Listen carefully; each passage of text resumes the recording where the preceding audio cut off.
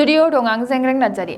आथिखालाव फिसाय गोनां, बिसि गोनां आरो बिहामजो गोनां, बिजामादै गोनां हौवा आरो हिन्जावफोरनि दोनखारलायनाया सानफा एफा बांनायनिफ्राय बांगासिनो दङ। बे समाव बड'लेण्ड बुब्लिनि गेजेरजों चिरां जिल्ला बिजनीनि सिङाव थानाय मंगलियाननि बावैसो जालांनाय मोनसे जाथायखौ फोरमायदिनि।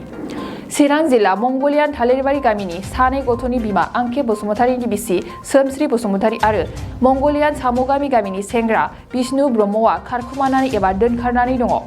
मिथिनो मोननाय बायदिब्ला सोमस्रि बसुमतारीया सानै बिजामादैबो दङ।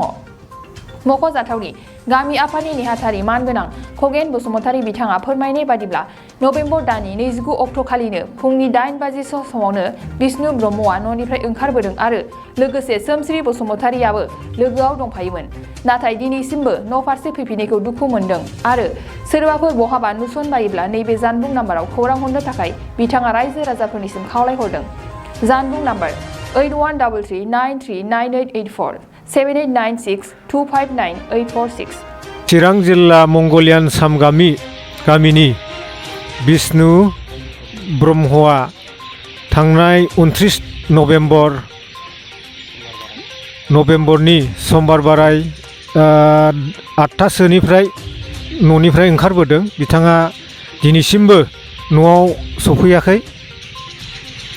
दा जोङो खोनानो मोन्दों बेजों लोगोसे थालिरबारि गामिनि मंगलियानावनो दखान होनाय सासे दखानदारनि हिन्जाव बिबो माने बिजों थांफादों होननानै जोङो खोनादों आरो बेखौ मोनसे बेंकआव सासे मानसिया नुदों जाहैदों। बै थाखा बख'दों ना मादों। दा बे दिननिफ्रायनो बे बिष्णु ब्रह्म आरो बै हिन्जावनि नामा सोमस्रि बसुमतारी, बिथांमोननि गामियाथ' माबा थालिरबारियानो लासो मंगलियान बाजार। दा बिथांमोनखौ जोङो मोजाङैनो मोजां न'सिम फैजानो लुबैदोंमोन, नाथाय दासिम न'आव सफैयाखै।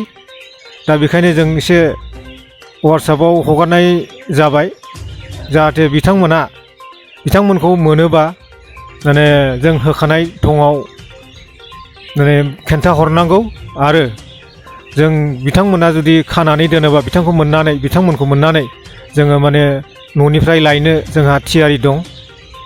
जाय हक दा जोङो जोबोद दुखु मोनदों बिथांमोना दे दासिम मानो न'आव फैयाखै।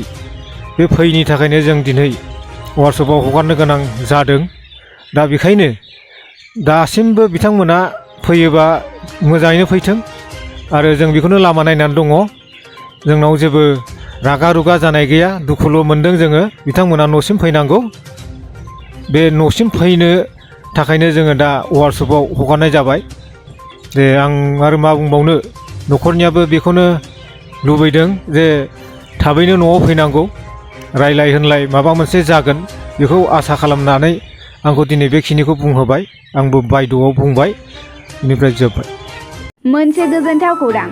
गोजोननि नोगोर क'क्राझाराव थानाय बाजार इन्डिया आरो MRM हस्पिटाल साखाथियाव बड'लेण्ड थेरापिस्ट सेन्टाराव थुब्ला ब्रह्मआ गुबुन गुबुन रोखोमनि सानाय सुनाय गोनां सुबुंफोरनि थाखाय फाहामथाय होनाय जायो।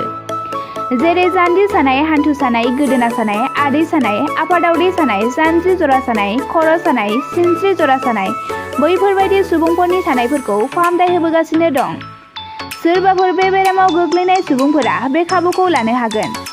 गोबां मिन्थिनो थाखाय नैबे जानबुं नङाव फन खालाम 9974030738।